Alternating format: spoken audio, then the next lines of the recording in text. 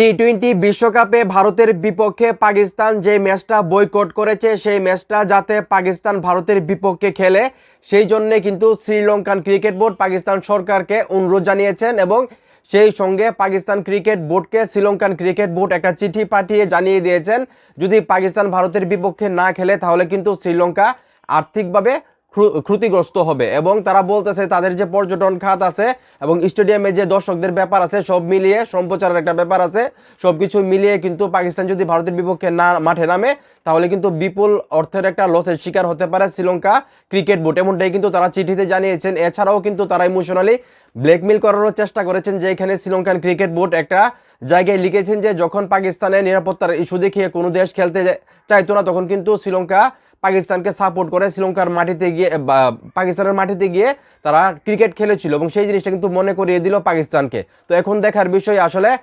পাকিস্তান যায় কিনা টি-20 বিশ্বকাপ খেলার জন্য শ্রীলঙ্কাতে। অলরেডি শ্রীলঙ্কায় আছে কিন্তু ভারতের বিপক্ষে ম্যাচটা খেলে কিনা সেটা দেখার বিষয়, কারণ আমরা সবাই জানি শ্রীলঙ্কার মাটিতেই কিন্তু টি-20 বিশ্বকাপের এই ম্যাচটা মানে ভারত পাকিস্তানের ম্যাচটা হওয়ার কথা।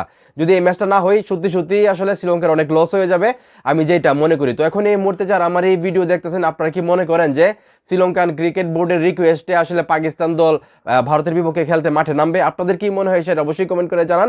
ভিডিওটা ভালো লাগলে অবশ্যই শেয়ার করেন।